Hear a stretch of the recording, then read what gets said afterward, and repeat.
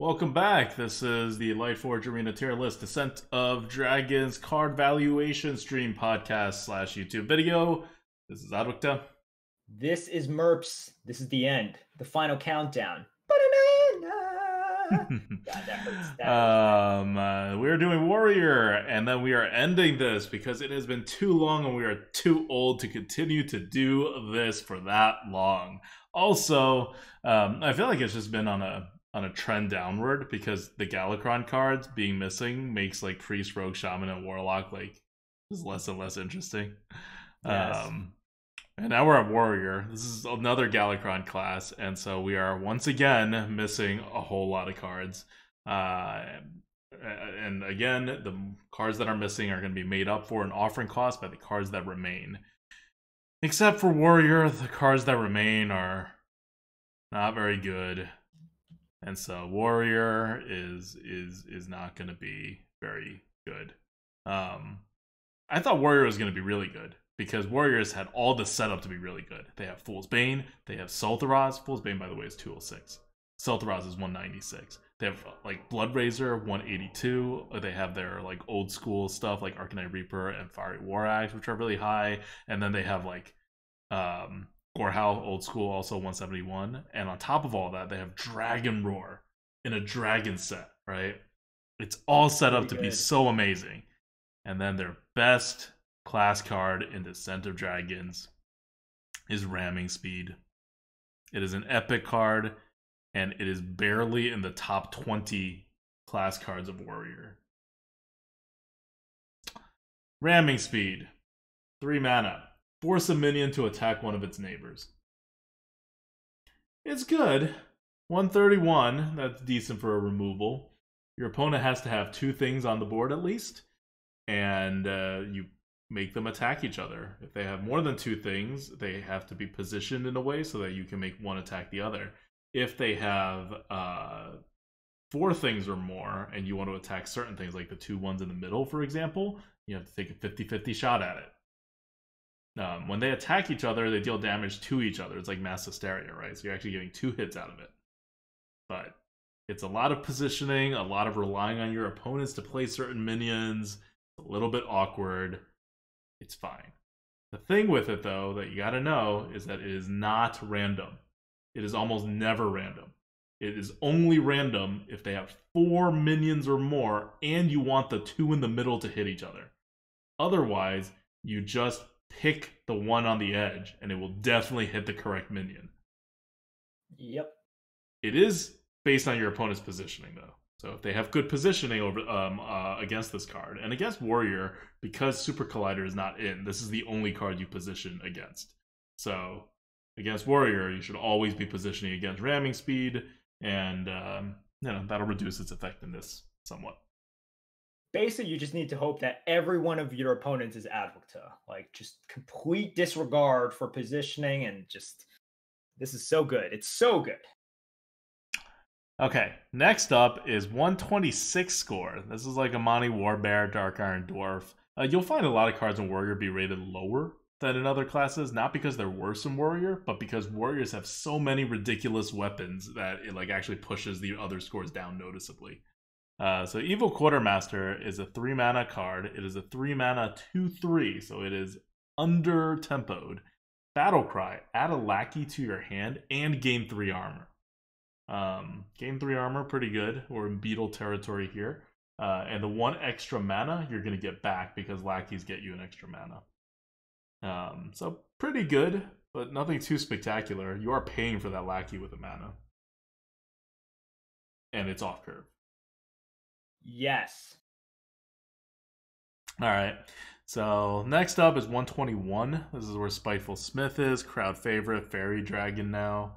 Saronite Chain Gang. Again, totally good in your deck, but these days may or may not cut it. And that's a 1 mana 1/2 pirate. Battlecry, add a random pirate to your hand. It's fine. And that's kind of the story of the Warrior, right? You get a bunch of cards that are all playable, you can put into your deck, it's fine. But Warriors are used to getting insane stuff. And there's just no insane stuff here. Like, in the insane set, there is no insane stuff for the class that gets the most insane things. Like, it's kind of a Yeah, it's like a double hit because warriors typically get really insane stuff. And also, not only did they not get insane stuff, other classes got really insane stuff. So that's not great. Like that's not what warriors are used to. And they have to make up for the hero power because the hero Mm-hmm. power is really bad. And it's all relative, right? This game is all relative in that it doesn't matter if you're getting good cards. It's like, do your good cards compare favorably to other classes cards? And in this case, definitely not. Yeah. But if hunters run wild, which it won't because there's never enough people who want to play hunter, Nope. warriors may be decent again, right? Okay, next up, 108, slightly worse than a Yeti. We are now at. Is it slightly worse than a Yeti? Yeti may be really low in this class. Maybe not. Okay, Yeti's still at 112. We're fine. Sky Barge, 3 mana, 2/5 mech. So, good 3 drop, just as it is. After you summon a pirate, deal 2 damage to a random enemy. Cool. You're not going to summon a lot of pirates. Dealing 2 damage to a random enemy includes the enemy's face, so it's like really random. But whatever. It's a decent bonus upside to have on a well-statted 3-drop. 108. It's fine. There's really not going to be that many pirates in Warrior.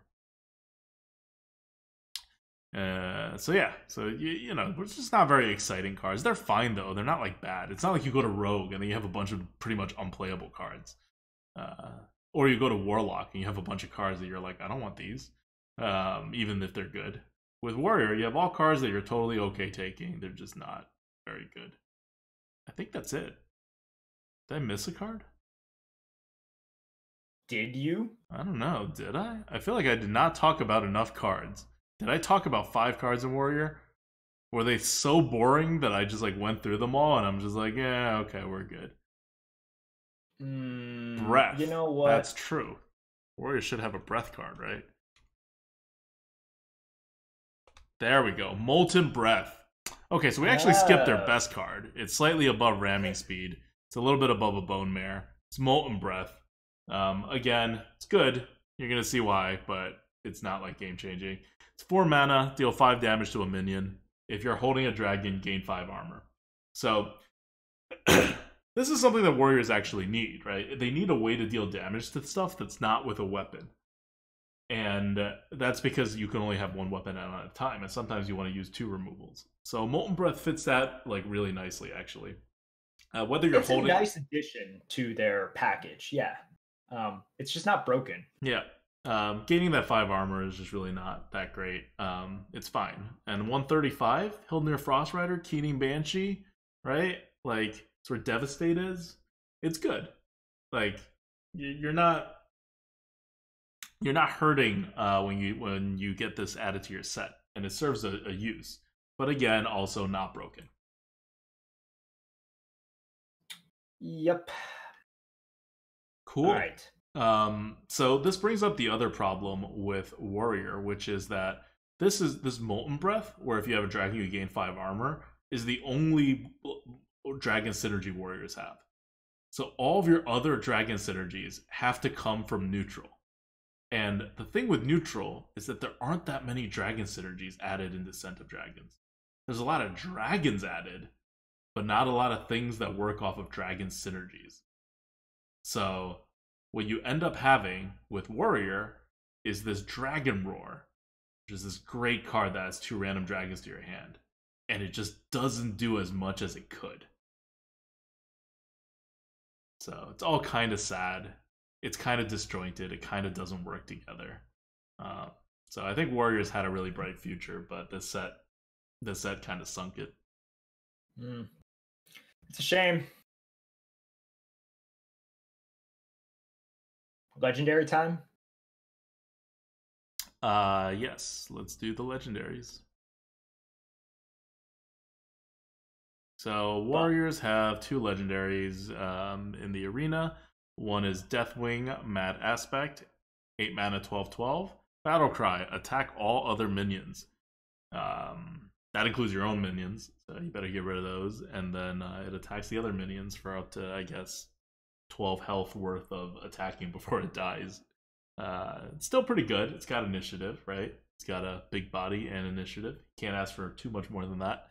So 152, about the same as a Baron Geddon.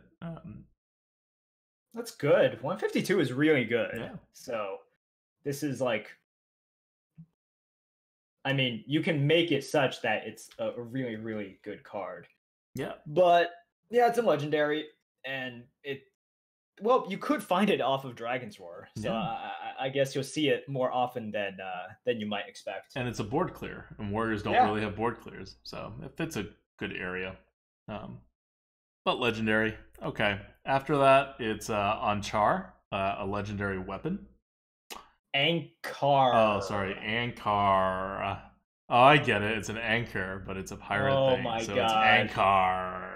Ankar. Okay. So Ankar is a 96, which makes it a pretty bad weapon as far as weapons go, but still playable. It's a 3 mana 2/3. Now, 3 mana 2/3s by themselves, if you know like Stormforge Axe or whatever, they're usually pretty good by themselves. But this is Warrior. Warriors have a crap ton of weapons, and yeah, having Ankar added to it with 3 charges is not really what you want to be doing. Its ability is after your hero attacks, draw a pirate from your deck. Again, you don't have that many pirates in your deck, if any. So its ability is not doing that much. So it's really something that I think could have been very good, but ended up just not quite making the cut. Alrighty then. All right, so that's Warrior. It's kind of sad. I was expecting Warrior to be a lot better than it is. And the cards didn't quite. They're also not bad. I'm not looking at it and being like, oh, Warriors got totally screwed. They just didn't get enough. They didn't get enough to keep up with anybody else. And this so is all about keeping up here. Yeah. And look, Warriors don't have. It's like no matter what happens with Rogue, their hero power is so good on turn 2 that it doesn't matter. So Warriors are not like that, and they need a lot in order to just even be slightly good. And the meta in which they dominated, like, you know, they were oppressively good, it was because really the stars aligned. Everything worked in their favor, and that's why they were so good. And we do not have that right now. We definitely do not have that. So they're, you know, they got some tools, they got some decent things, and Dragon Roar in a meta that's defined by dragons is definitely good, but they just don't keep up. They just don't have all of the tools that they need. That's it. Yeah, like I'm looking at the dragon users, like none of the top cards use dragons. So you're left with like for neutral cards. So you're left with dragon users from like the old sets, and those aren't that good. Yeah. Yeah. All right. That's it. That's Warrior. Wow. Way to go out with a whimper.